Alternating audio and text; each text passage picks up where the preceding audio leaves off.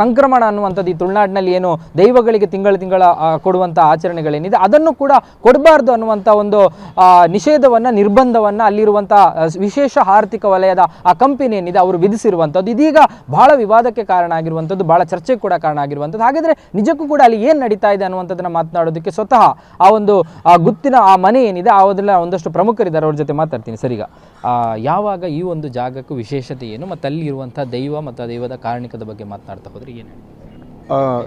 ಈ ಜಾಗದ ವಿಶೇಷ ಅಂತ ಹೇಳಿದರೆ ತುಳುನಾಡಿನಲ್ಲಿ ಎಲ್ಲ ಕಡೆಗಳಲ್ಲಿ ದೈವಗಳನ್ನು ನಂಬುವಂಥದ್ದು ಸಹಜವೇ. ಆದರೆ ಕೆಲವೊಂದು ಕಡೆಗಳಲ್ಲಿ ವಿಶೇಷವಾದಂತಹ ಒಂದು ವ್ಯವಸ್ಥೆಗಳಿರುವ ಕಾರಣ ಅಥವಾ ದೈವದ ಕಾರಣಿಕ ಇರುವ ಕಾರಣ ಅಲ್ಲಿಗೆ ಒಂದು ಬೇರೆ ರೀತಿಯಂಥ ಗೌರವ ಇದೆ. ಅದೇ ರೀತಿಯ ಗೌರವ ಈ ನೆಲ್ಲಿದಡಿ ಕ್ಷೇತ್ರಕ್ಕೂ ಕೂಡ ಸಲ್ತದೆ. ಯಾಕೆಂತ ಹೇಳಿದರೆ ಅಲ್ಲಿರುವಂತಹ ಕಂತೇರಿ ಧೂಮಾವತಿ ಮತ್ತು ಅಲ್ಲಿರುವಂತಹ ಒಂದು ತೀರ್ಥಭಾವಿ ಮತ್ತು ಅಲ್ಲಿಯ ಗಂಧ, ಧೂಮಾವತಿಯ ಗಂಧ, ಇದಕ್ಕೊಂದು ವಿಶೇಷವಾದ ಸ್ಥಾನಮಾನ ಇದ್ದು ತುಳುನಾಡಿನಲ್ಲಿ ಎಲ್ಲೇ ಕೂಡ ವಿಷಜಂತು ಕಚ್ಚಿ ಏನಾದರೂ ಸಮಸ್ಯೆಗಳು ಉಂಟಾದ ಸಂದರ್ಭದಲ್ಲಿ ಅಲ್ಲಿಯ ಗಂಧ ಮತ್ತು ನೀರಿನಿಂದಾಗಿ ಅದಕ್ಕೆ ಔಷಧಿಯನ್ನು ಮಾಡಬಹುದು. ವಿಷಕ್ಕೆ ವೈದ್ಯನಾಥ ನೆಲ್ಲಿದಡಿಯ ದೈವ ಅಂತ ಹೇಳಿ ಬಂದಂಥ ಒಂದು ಪ್ರತೀತಿ ಇದೆ.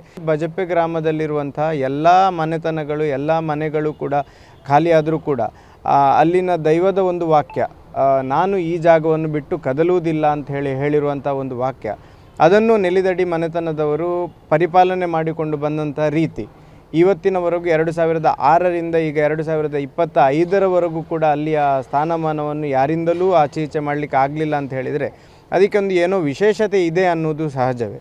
ಆ ವಿಶೇಷತೆಗೆ ಗೌರವ ಕೊಟ್ಟು ಸರಕಾರ ಇರಬಹುದು, SEZ ಇರಬಹುದು, ಏನೇ ಇರಬಹುದು, ಆ ಸ್ಥಳಕ್ಕೆ ಇರುವಂತಹ ಗೌರವವನ್ನು ಉಳಿಸುವಲ್ಲಿ ನೆಲ್ಲಿದಡಿಯವರ ಏನು ಕಾರ್ಯಕ್ರಮಗಳಿದೆ, ವಾರ್ಷಿಕ ಕಾರ್ಯಕ್ರಮಗಳೇನಿದೆ, ಮನೆತನದಲ್ಲಿ ನಡೆದು ಬರುವಂತಹ ಬೇರೆ ಬೇರೆ ರೀತಿಯ ಚೌತಿ ಇರಬಹುದು, ದೀಪಾವಳಿ ಇರಬಹುದು, ವಾರ್ಷಿಕ ಚಾವಡಿ ನೇಮ ಇರಬಹುದು, ತಿಂಗಳ ಸಂಕ್ರಮಣ ಇರಬಹುದು, ಅಥವಾ ಬೇರೆ ಇನ್ನೂ ಉಳಿದ ಕೆಲವು ಕಾರ್ಯಕ್ರಮಗಳಲ್ಲಿ ಮನೆತನದ ಕಾರ್ಯಕ್ರಮಗಳು ನಡೆದು ಬರ್ತಾ ಇದೆ. ಸಂಕ್ರಮಣ ಸೇವೆ ಆಗದಿದ್ದರೆ ಏನು ಆಗುವುದೊಂದು ಹೇಳದಿರೋದು, ಅಷ್ಟು ತೊಂದರೆ ಉಂಟು. ಇದಕ್ಕೆ ಮುಂಚೆ ಅವರಿಗೆ ಎಲ್ಲ ವಿಷಯ ಗೊತ್ತುಂಟು. ಯಾರು ಕಂಪನಿಯವರಿಗೂ SEZನವರಿಗೂ ಆದ ಕಷ್ಟಗಳೆಲ್ಲ ಅನುಭವಿಸಿ ಕೂಡ ಹೀಗೆ ಮಾಡ್ತಿದ್ದಾರೆ.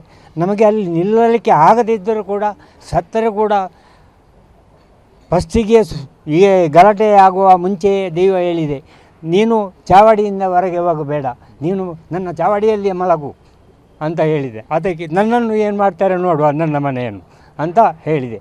ಆದ್ದರಿಂದ ಇಷ್ಟರ ತನಕ ನಾನು ಹೋಗಲಿಲ್ಲ, ಹೋಗುವುದೂ ಇಲ್ಲ, ಸತ್ತರೂ ಕೂಡ ಅಲ್ಲಿ ಸಾಯ್ತೇನೆ ಅಂತ ಇಷ್ಟರವರೆಗೆ ಇದ್ದೇನೆ.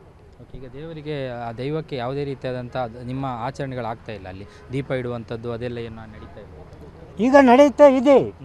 ಏನು ಮಾಡಿದಾರೋ ಯಾವ ರೀತಿಯಲ್ಲಿ ಆದ ಕಾಡು ಬೇಡಿ ಎಲ್ಲ ಯಾರನ್ನು ಕಾಡಿ ಆದರೂ ನಾವು ಇಷ್ಟರ ತನಕ ಮಾಡಿದ್ದೀವಿ.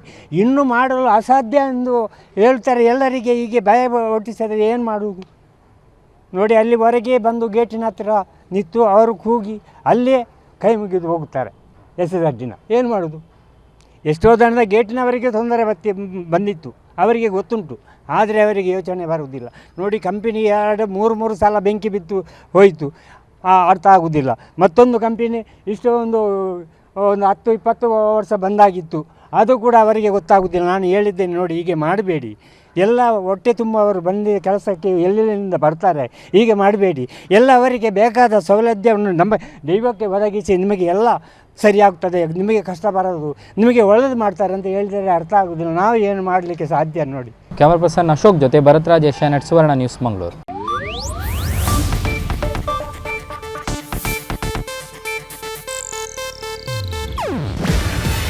ಇದು ಏಷ್ಯಾನೆಟ್ ನ್ಯೂಸ್ ನೆಟ್ವರ್ಕ್ ಪ್ರಸ್ತುತಿ. ನೀವು ನೋಡ್ತಿದ್ದೀರಾ ಏಷ್ಯಾನೆಟ್ ಸುವರ್ಣ ನ್ಯೂಸ್.